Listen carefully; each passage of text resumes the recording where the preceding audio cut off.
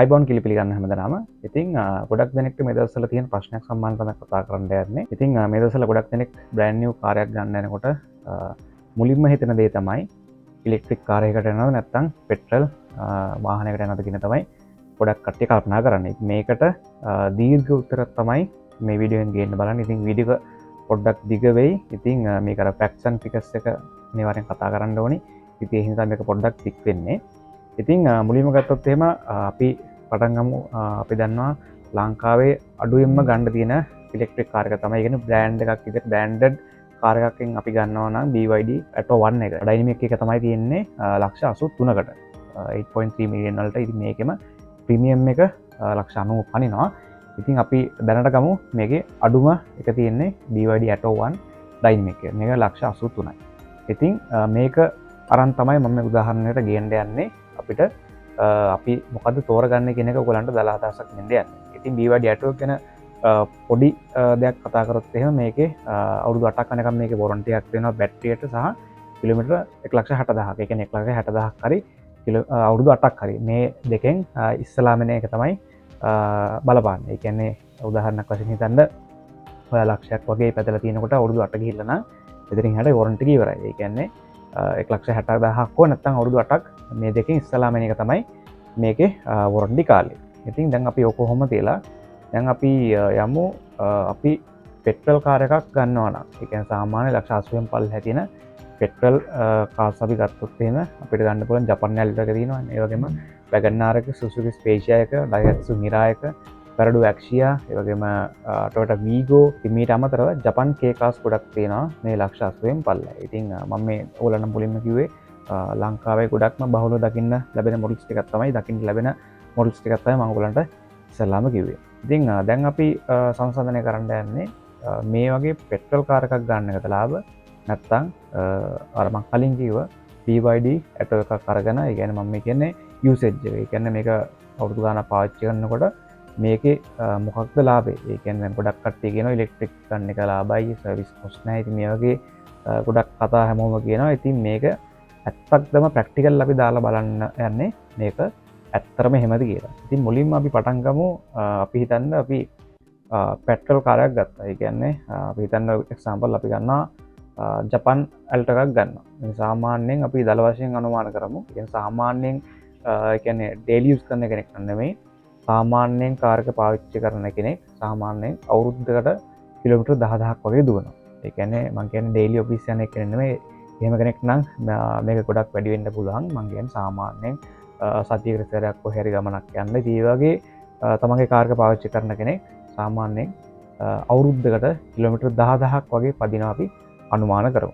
ඉතින් ඒත් එක්කම අපි හිතමු මේ වාහනේ ලීටරයකට කිලෝමීටර් 20ක් වැඩ කරනවා කියලා අපි අනුමාන කරමු. මේ සාමාන්‍යයෙන් කිලෝමීටර් ඒ කියන්නේ කිලෝමීටර් 20ක් වැඩ ගන්න වාහනයක් නම් කිලෝමීටර් 10000ක් යන්න ලීටර් 500ක් ඕන. ඉතින් සාමාන්‍යයෙන් අපි ගමු ලීටරයක් රුපියල් 300 ගාන ගත්තොත් එහෙම දැන් නම් අපි දාලා වැඩි වෙලා තින්නේ ලීටර් 400. නමුත් අපි හිතමු තව කෙටි කාලෙකින් මේක ආයතනතර එයි කියලා. ඉතින් ඒ ගානත් එක්ක අපි නිකන් 300 රේන්ජ් එක ගත්තොත් එහෙම 300 වැඩි කරොත් එහෙම ලීටර් 500කින් සාමාන්‍ය කිලෝමීටර් 10000ක් අපිට යන්න 1,50,000ක වගේ අපිට තෙල් වලට විතරක් වැය වෙනවා. ඉතින් මේකත් එක්ක අපි ගත්තොත් එහෙම අවුරුදු 8කට මේක වැඩි කරලා මම මේ අවුරුදු 8 ගන්නේ BYD Atto කාර් එකේ අවුරුදු 8ක් තමයි බැටරියේ වොරන්ටි එකක් දෙන්නේ. ඉතින් ඒ හින්දා තමයි මම මේ අවුරුදු 8 ගන්නේ. ඉතින් 1,50,000 8න් වැඩි කරාම ලක්ෂ 12ක් එනවා. ඒ කියන්නේ අවුරුදු 8ක් අපි ජපන් වලට කාර් එක පැද්දොත් එහෙම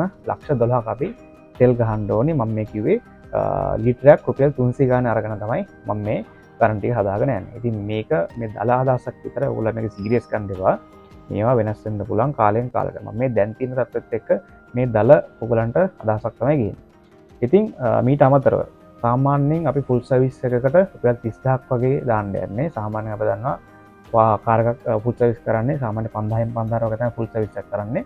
ඉතින් එතකොට අවුරුද්දකට 10000ක් දුවනවා කියලා කියන්නේ අපිට ෆුල් සර්විස් දෙකක් කරන්න යනවා. ඒ කියන්නේ රුපියල් 30000 දෙකක්. ඒ කියන්නේ 60000ක් යනවා අවුරුද්දකට සර්විස් වල. ඉතින් සර්විස් වල කියලා මම අදහස් කරේ එන්ජින් ඔයිල් මාරු කරලා ඒ දේවල් ටික කරන්න තමයි මේ ෆුල් සර්විස් කියලා අදහස් කරේ.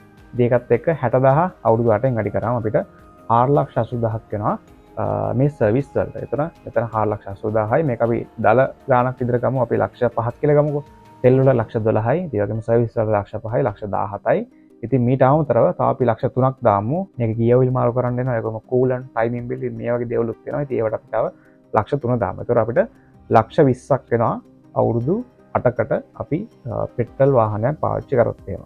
ඊට පස්සේ දැන් අපි යමු ඉලෙක්ට්‍රික් කාර් එකකට. ඉලෙක්ට්‍රික් කාර් එකේදී මුලින්ම කියන්න ඕන දේ තමයි ඉන්ශුරන්ස් එකක් දානකොට නෝමල් පෙට්‍රල් වාහන වල වඩා පොඩ්ඩක් ඉන්ශුරන්ස් එකේ කොස්ට් එක වැඩි මේ ඉලෙක්ට්‍රික් වෙහිකල් එකට අපි ඉන්ශුරන්ස් එකක් ගන්නකොට. ඒකත් පොඩ්ඩක් මුලින්ම මතක් කරන්න ඕනේ. ඉතින් දැන් අපි යමු ඉලෙක්ට්‍රික් කාර් එකක් භාවිතා කරනකොට අපිට කොච්චර කොස්ට් එකක් යනවද කියලා. ඉතින් මුලින්ම කියනවනේ මේ ඉලෙක්ට්‍රික් කාර් එකේ යන ගණන් ටික මම ගත්තේ. ඒ කියන්නේ මේ යන කොස්ට් එක දේවල් මම ගත්තේ YouTube එකේම දැන්ට ඉලෙක්ට්‍රික් කාර් පාවිච්චි කරන කට්ටිය ඒගොල්ලන් ෆාස්ට් චාර්ජ් කරන විදිහ වීඩියෝ කරලා දාලා තියෙනවා. ෆාස්ට් චාර්ජර් කොච්චර කොස්ට් වෙනවද? ඒ වගේ මේගොල්ලන් ගෙදර මේවා පාවිච්චි කරනකොට ඒගොල්ලන්ට කොච්චර ලයිට් බිල් ඇවිල්ලා තියෙනවද? මේ වගේ ගොඩාක් වීඩියෝස් දාලා තියෙනවා. ඉතින් ඕගොල්ලන්ට කියලා බලන්න පුළුවන්. EV charging cost ශ්‍රී ලංකා කියලා වගේ අපි සර්ච් කරාම YouTube එකේ මේ වගේ ගොඩාක් වීඩියෝස් එනවා. එක එක කට්ටිය දාපු. ඉතින් ඒ වගේ කීප දෙනෙක් දාපු ඒවා අරගෙන තමයි මම සාරාංශයක් විදිහට මේ ඉලෙක්ට්‍රික් කාර්යයක් charge කරන්න යන කොස්ට් එක මම මෙතනට අරගෙන තියෙනවා. BYD Atto 1 එකේ Dynamic එකේ 30 kW බැටරි එක තමයි එන්නේ. ඉතින් සාමාන්‍යයෙන් මේ බැටරි charge කරන්න අපි fast charge කරනවා නම් ඒ කියන්නේ අපි LEPN තැනකින් charge කරනවා නම් කිලෝමීටර් එකකට 14ක් වගේ වැය වෙනවා. ඉතින් ඒ වගේම අපි ගෙදර normal charger එක ගහුවොත් සාමාන්‍යයෙන් කිලෝමීටර් එකට රුපියල් 6ක් වගේ තමයි අපිට විදුලි බිල යන්නේ. ඉතින් ඔයගොල්ලන්ට මතක ඇති මම පෙට්‍රල් කාර් එක උදාහරණ ගත්තේ අවුරුද්දකට කිලෝමීටර් 10000ක් දුවනවා කියලා. ඒ කියන්නේ අවුරුදු 8කට කිලෝමීටර් 80000ක් දුවලා තියෙනවා. ඉතින් ඒ උදාහරණය තමයි මම මේ කාර් එකටත් කියන්නේ. ඉතින් හිතන්න අවුරුදු 8කට ඔයගොල්ලන් BYD Atto එකේ කිලෝමීටර් 80000ක් දුවලා තියෙනවා නම් ඉතින් ඒක උදාහරණයක් අරන් තමයි මම මේ ටික කියන්න යන්නේ. ඉතින් හිතන්න ඔය 80000ම අපි ගෙදර දැන් charge කරන්නේ නැහැ නේ. අපි හින්දා අපි ඔකින් කිලෝමීටර් 50000ක් අපි දාමු ගෙදර charge කරනවා කියලා. ඒතර කිලෝමීටර් 30000 දාමු අපි fast charge කරනවා කියලා එළියේ. ඉතින් එහෙම ගණන් හතර බැලුවොත් එහෙම ඉතින් අපි දන්නවා ගෙදරින් charge කරොත් එහෙම රුපියල් 6ක් යන්නේ. ඉතින් 6 වැඩි කරාම 50000න් රුපියල් ලක්ෂ 3ක් එනවා. ඉතින් ඒ වගේම අපි එළියෙන් charge කරනවා ඒතර කිලෝමීටර් 30000. ඒ කියන්නේ රුපියල් 14 වැඩි කිරීම රුපියල් 30000. අපිට එතන 4,20,000ක් යනවා. ඉතින් ටෝටල් එක එතකොට 7,20,000ක් යනවා අපිට අවුරුදු 8කට BYD Atto එක charge කරන්න. ඉතින් ඔහොම තියලා ඊළඟට එමු අපි මේකේ සර්විස් එකට. ඉතින් ගොඩක් කට්ටිය මම හිතන්නේ දන්නේ නැති වගේ ගොඩක් කට්ටිය හිතන්නේ මේ ඉලෙක්ට්‍රික් එකේ කිසිම සර්විස් එකක් කරන්න නැහැ කියලා. නෑ. එහෙම නෙමෙයි. මේකත් සාමාන්‍ය කිලෝමීටර් 10000ක් සැරයක් සර්විස් එකක් කරන්නට එනවා. ඉතින් ඒ සර්විස් කරන්නේ මොනවද කියලා නම් මම දන්නේ නැහැ. ඉතින් අනිවාර්යෙන් දන්නේ කෙනෙක් ඉන්නවනම් පල්ලෙහා කමෙන්ට් එකක් දාන්න. ඉතින් ඒකට සාමාන්‍යයෙන් මම දන්නේ යාළුවෙක්ගෙන් අහුවම නම් කිව්වේ රුපියල් 20000ක් වගේ තමයි කොස්ට් වෙනවා කියලා කිව්වේ. ඒ කියන්නේ කිලෝමීටර් 10000කට සැරයක් මේ ඉලෙක්ට්‍රික් කාර් සර්විස් කරන්න රුපියල් 20000ක් වගේ තමයි වැය වෙනවා කියලා කිව්වේ. ඉතින් මේ 20000 වැඩි කරාම අවුරුදු 8න් එතනත් රුපියල් 1,60,000ක් වෙනවා. ඒ කියන්නේ 7,20,000යි අතන 1,60,000යි ටෝටල් එක ලක්ෂ 8,80,000ක් තමයි එන්නේ. ඉතින් අපි ඇවරේජ් එකක් විදිහට ලක්ෂ 9ක් වගේ ගමු. ඉතින් දැන් අපිට ගන්න පුළුවන් මේ උදාහරණ දෙක අපිට පෙට්‍රල් කාර්යයක් අවුරුදු 8ක් පාවිච්චි කරොත් අපිට ලක්ෂ 20ක් යනවා. ඉතින් ඒ වගේම අපි ඉලෙක්ට්‍රික් කාර්යයක් පාවිච්චි කරොත් අවුරුදු 8කට ලක්ෂ 9ක් යනවා. ඉතින් දැන් ඔන්න දෙක කොහොමද කියලා දැන් ඔන්න අපි මේකේ සංසන්දනය කරන්න මේකේ මෙතකින් පස්සේ මොකද වෙන්නේ කියලා. ඉතින් අපි උදාහරණයක් ගමු. දැන් ගොඩක් කට්ටිය කියන විදිහට BYD එකේ බැටරිය ගොඩක් කට්ටිය කියනවා මේක හොඳයි. මේක දැන් තියෙන ඉහළම තාක්ෂණය තමයි තියෙන්නේ. ඉතින් ඒ හින්දා අපිට හිතන්න පුළුවන් අවුරුදු 8කින් ඒ කියන්නේ අවුරුදු 8ටම දුවලා තියෙන කිලෝමීටර් 80000යිනේ. ඒ කියන්නේ මේගොල්ලන් 1,60,000ක් වගේ වෙනකම් මේගොල්ලෝ වොරන්ටි එකක් දෙනවා කියලා කියන්නේ. ඒගොල්ලන් 1,60,000ක් වෙනකම් මේ බැටරියට වග කියනවා කියලා කියන්නේ 1,60,000ක් වගේ වෙනකම් මේ බැටරියට ගැටලුවක් නැහැ කියන මතය තමයි මම හිතන්නේ. ඒකත් එක්ක අපි හිතමු මේ බැටරිය අපි අවුරුදු 16ක් පාවිච්චි කරනවා කියලා හිතමු. ඒ කියන්නේ අවුරුදු 8 වොරන්ටි කාලෙන් පස්සේ අපි හිතමු තව අවුරුදු 8ක් මේක අපි පාවිච්චි කරන්න හැකියාව ලැබෙයි කියලා අපි හිතමු. ඒක උදාහරණයකට අරන් අපි ගත්තොත් එimhe අවුරුදු 16ක්. ඒ කියන්නේ අවුරුදු 16ක් අපි මේ බැටරිය පාවිච්චි කරනවා. එතකොට අර වගේ ඩබල් වෙනවා. ඒ කියන්නේ ලක්ෂ 9ක් තමයි මම ඔයගලන්ට කිව්වේ මේකට වැය වෙනවා කියලා. ඒ කියන්නේ ලක්ෂ 9 දෙකක්. එතකොට අවුරුදු 16කට ලක්ෂ 18ක් වෙනවා ඉලෙක්ට්‍රික් කාර්යයක් පාවිච්චි කරොත්. ඒ කියන්නේ අවුරුදු 16කට ලක්ෂ 18ක් තමයි යන්නේ මේ ඉලෙක්ට්‍රික් කාර්යකට. ඒ කියන්නේ charging cost එක සහ සර්විස් එකක් කරනවා නම් ඒ කියන්නේ කිලෝමීටර් 10000ක් සැරයක් සර්විස් එකක් කරනවා නම් ඉතින් මේ දේවල් ටිකට ඔන්න ලක්ෂ 18ක් යනවා. ඉතින් දැන් තමයි අපි හොඳම පොයින්ට් එකට එන්න යන්නේ තමයි අවුරුදු 16ක් ගියාට පස්සේ මේකේ බැටරිය මාරු කරන්න එනවා. ඉතින් ඔන්න දැන් තමයි පොයින්ට් එක. ඉතින් දැනට මම Google search කරපු විදිහට මේ BYD Atto එකේ බැටරියක් $6,500ක් $10,000ක් වගේ අතර මිලක් වෙනවා කියලා තමයි සඳහන් කරලා තියෙන්නේ. ඉතින් අපි මේකේ මැද රේන්ජ් එකක් ගමුකෝ ඩොලර් 6500ක් නෙමෙයි 10000ක් නෙමෙයි අපි ගමු මැද. ඒ කියන්නේ සාමාන්‍ය අපි ඩොලර් 8000ක් වගේ අපි ගමු දැන්ට ඔන්න මේ බැටරි මිල කියලා. එහෙම ගත්තොත් එහෙම දැන්ට අපි ඩොලර් එක ලංකාවේ 300 ගාන ගත්තොත් එහෙම මේ බැටරියට ඒ කියන්නේ 300 වැඩි කිරීම ඩොලර් 8000 ලක්ෂ 24ක් වෙනවා මේ බැටරිය. ඉතින් මේ ලක්ෂ 24 අපි හිතමු අවුරුදු තව 16ක් නේ අවුරුදු 16ක් යනකොට කාලෙ ගිහිල්ලා අපේ ආර්ථික යථා තත්ත්වයට ඇවිල්ලා ඩොලර් එකත් පොඩ්ඩක් අඩු වෙලා ඉතින් මෙහෙම තිය කියලා අපි හිතමු. එහෙම තියලා හිතනොත් අපි හිතමු ලක්ෂ 24 නෙමෙයි අපි හිතමු ලක්ෂ 14කට අපිට තව අවුරුදු 16කින් මේ බැටරිය ගන්න පුළුවන් වුණා කියලා හිතමු. එතකොට ඒ ලක්ෂ 14යි අතන කලින් චාර්ජ් කරන ලක්ෂ 18ක් යනවා මේ ලක්ෂ 18යි ලක්ෂ 14යි සම්පූර්ණ ලක්ෂ 32ක් යනවා අවුරුදු 16කට පස්සේ. ඉතින් අපි ලක්ෂ 32ක් වය කරලා තියෙනවා මේ ඉලෙක්ට්‍රික් කාර් එකට අවුරුදු 16කට පස්සේ. ඒත් එක්කම අපි යමු අපේ පෙට්‍රල් කාර් එකට. පෙට්‍රල් කාර් එකට ඔයාලට මතකද මම කිව්වා අවුරුදු 8කට ලක්ෂ 20ක් කියන්නේ ඒ කියන්නේ තව අවුරුදු 8ක් කියන්නේ තව ලක්ෂ 20ක්. ඒ කියන්නේ අපිට පෙට්‍රල් කාර් එක පාවිච්චි කරද්දී ලක්ෂ 40ක් තමයි යන්නේ. එතකොට ඉලෙක්ට්‍රික් කාර් එකට ලක්ෂ 22යි යන්නේ අවුරුදු 16ටම පෙට්‍රල් කාර් එකට ලක්ෂ 40ක් යන්නේ. ඒ කියන්නේ ලක්ෂ 8ක ඩිෆරන්ස් එකක් තමයි තියෙන්නේ. ඉතින් දැන් ඔන්න සාමාන්‍ය ඒගොල්ලන්ට 10000ක් වෙනවා ඇති. ඉතින් දැන් මට පෙලක් කට්ටිය මේ වීඩියෝ එක දැන් බලින්නම පටන් අරන් ඇති. මොකද එක එක මත දෙන්න පුළුවන්. මම කියන්නේ මේ මට තේරෙන විදිහට මගේ අදහස් තමයි ඔයගොල්ලෝ ප්‍රකාශ කරන්න. ඉතින් තව කෙනෙක්ට මේකට විරුද්ධ දේවල් එන්න පුළුවන්. ඒ වගේම තව මට මිස් වෙලා තියෙන දේවල් ඕගොල්ලන්ට මතක් කරලා මේකේ කමෙන්ට්ස් දාන්න පුළුවන්. ඉතින් ගැටලුවක් නැහැ. හැමෝම තම තමන්ගේ මත තියෙනවා. ඉතින් මේ මගේ දේවල් ටික තමයි මම මේ කැල්කියුලේට් කරලා ඔයගොල්ලන්ට කියන්නේ. යම් කිසි කෙනෙක්ට තේරුම් ගන්න මේ මොකද්ද කියලා. ඉතින් කලින් කියපු විදිහට පෙට්‍රල් කාර් එකක් පාවිච්චි කරලා ලක්ෂ 40ක් අපිට අවුරුදු 16කට යනවා කොස්ට් එක. ඒ වගේම ඉලෙක්ට්‍රික් කාර් එකක් පාවිච්චි කරොත් එම ලක්ෂ 32ක් යනවා මගේ දැනුම විදිහට මම මේ කිව්වේ. ඉතින් මේ ගණන් ඔක්කොම වෙනස් වෙන්න පුළුවන් ලංකාවේ ආර්ථිකයත් එක්ක. ඩොලර් එක ඉතින් තෙල් මිල ඩොලර් එක ඉතින් මේවා හැම දෙයක්ම බලපානවා තව අවුරුදු කීපයක් යනකොට. ඒ හින්දා මේවා තව වැඩි වෙද කියලා කියන්නත් බෑ අඩු වෙද කියලා කියන්නත් බෑ. ඒක ආර්ථිකයේ ලංකාවේ ආර්ථිකය හැටියට තමයි මේ හැම දෙයක්ම තීරණය වෙන්නේ. ඉතින් මම මේ ෆැක්ට්ස් ෆිගර්ස් මම කියන්නේ දැන් තියෙන දේවල් එක තමයි මම මේ ගලපලා ගියේ. ඉතින් ඒත් එකම කියන්න ඕනේ තව දෙයක් තියෙනවා. ඉතින් අවුරුදු 16ක් ගියාට පස්සේ එකපාරම මේ බැටරි රීප්ලේස් කරන්න වෙනවා. ඉතින් එදාට ඔයාගේ අතේ සල්ලි තියෙන්න ඕනේ එකපාරම ලක්ෂ 15ක් 16ක් ඔයාලගේ අතේ සල්ලි තියෙන්න ඕනේ මේ බැටරිය රීප්ලේස් කරන්න. ඉතින් ඒකත් අනිවාර්යයෙන්ම මතක තියාගන්න. මොකද අපි දන්න හැමෝම කතියෙම එකපාර කෑෂ් නැහැ. ඒ හින්දා තමයි මම මේ කියන්නේ. ඉතින් මම මේ අවුරුදු 16ක් කියලා කිව්වට මේක සමහරට අඩු වෙන්නත් පුළුවන්. ඉතින් අපි දන්නේ නැහැ තාම අනාගතේ මොකක්ද කියලා.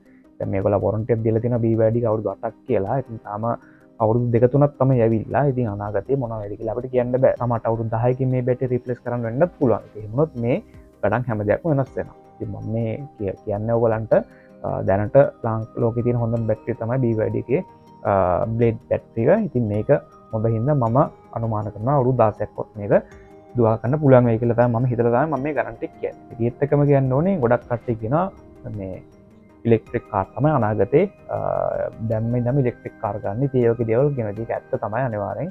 අනාගතේ ඉලෙක්ට්‍රික් කාර් තමයි. හැබැයි එක දෙයක් මතක තියාගන්න ඕනේ බොර තෙල්. පාමත් ත්‍රිලියන 1.77ක් බැරල් මේ ලෝකේ තියෙනවා. ඉතින් කියන විදිහට තව දශක 5කටවත් ලෝකෙට තෙල් තියෙනවා කියලා තමයි කියන්නේ. ඒ කියන්නේ අවුරුදු 50ක්.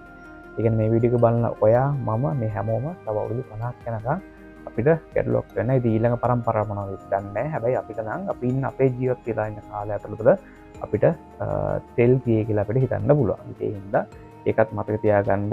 ඉලෙක්ට්‍රික් කාර් තමයි අනාගතය කියලා කිව්වට ඒක ඇත්ත. හැබැයි තාමත් තව අවුරුදු 50කට ලෝකෙට තෙල් දෙනවා කියලා ඒකත් පොඩ්ඩක් මතක තියාගන්න. ඒ වගේම කියන්න ඕනේ මේ ඉලෙක්ට්‍රික් කාර් දැන් තමයි මේකේ ආරම්භය පටන් ගන්න. ඉතින් තාමත් මේ ගොඩක් කට්ටිය හිතනවා මේ දැන් තමයි අපි මේ උපරිමයට ඇවිල්ලා තියෙන්නේ කියලා. නෑ.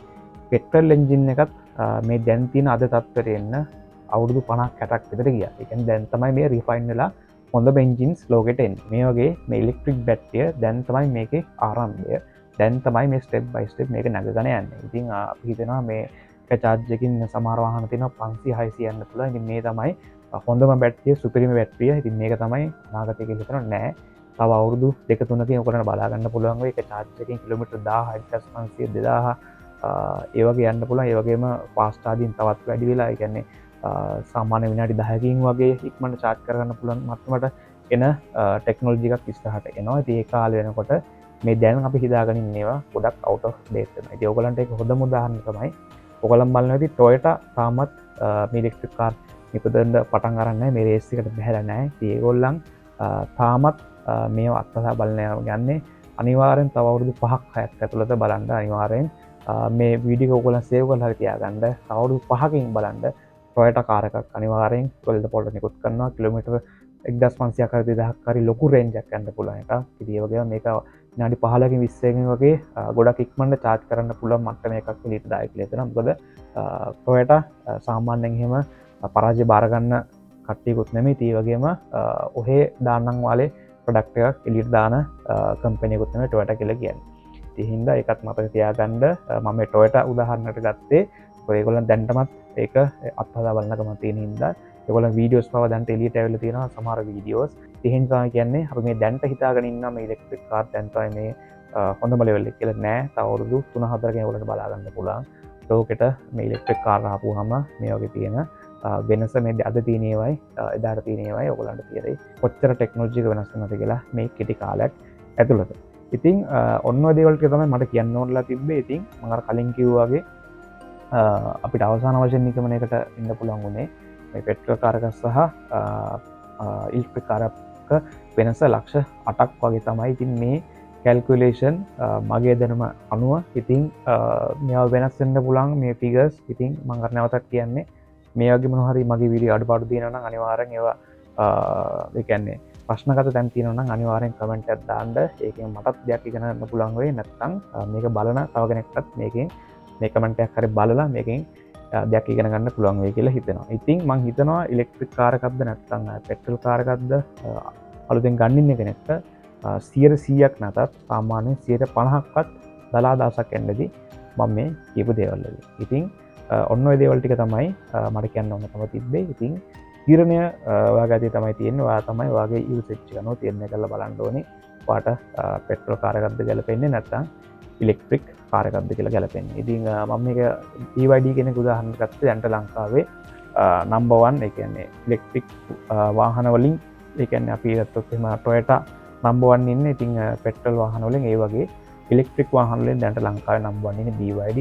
ඒ හින්දා තමයි මම මේ BYD කියන බ්‍රෑන්ඩ් එක උදාහරණයක් ගත්තේ. නැත්නම් අපි දන්නවා ඉලෙක්ට්‍රික් කාර්ස් ඕනි තරම් දැන්ට බ්‍රෑන්ඩ්ස් ලංකාවේ තියෙනවා. නමුත් මම මේ බ්‍රෑන්ඩ් එක ගත්තේ දැන්ට ඉලෙක්ට්‍රික් වල කිං මේ BYD බ්‍රෑන්ඩ් එක හින්දා. ඉතින් මම හිතනවා යම් කිසි කෙනෙක්ට මේ වීඩියෝ එක වැදගත් වෙන්නේ නැති කියලා. ඉතින් ඔයගොල්ලෝ මතක ඇතුව Fry Productions YouTube channel එක subscribe කරලා තියාගන්න. ඒතකොට මම ඉස්සරහට වීඩියෝ දාපු ගමන් ඔයගොල්ලන්ට notification එකක් එනවා. එහෙනම් තවත් මේ වගේ වීඩියෝ එක හැම වෙනකන් ඔයගොල්ලන්ට සුබ දවසක්.